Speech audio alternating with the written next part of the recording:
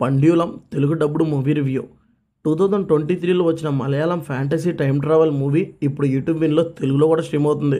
Cinema ఎలా ఉంది, చూడొచ్చా లేదా, సినిమా చూశాక నాకెలా అనిపించిందో నా ఒపీనియన్ ఈ వీడియోలో చెప్తాను.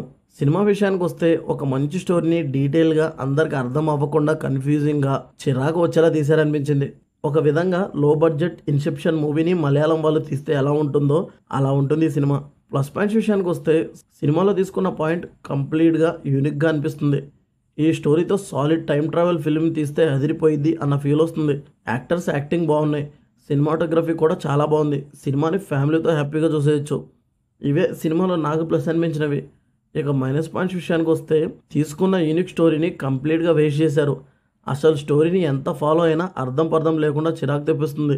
Cinema run time 1 hour 40 minutes ఉన్న 3 hours సినిమా చూసామన్న ఫీల్ వస్తుంది. సినిమా స్టార్టింగ్ ఏదో యూనిక్ ఫిల్మ్ చూస్తామన్న ఫీల్ వస్తే సినిమా చూసే కొద్దీ ఇదేంటి ఇంత మంచి స్టోరీని ఇలా తీసారేంటి అనిపిస్తుంది. ఫైనల్గా ఈ పెండ్యులం సినిమా కాన్సెప్ట్ కోసం చూడాలనుకుంటే చూడండి. నాకైతే సినిమా నచ్చలేదు. మీరు చూసి మీకు ఎలా అనిపించిందో కమెంట్ చేయండి. ఈ రివ్యూ నచ్చితే లైక్ చేయండి. మళ్ళీ నెక్స్ట్ వీడియోతో కలుద్దాం. Thank you for watching.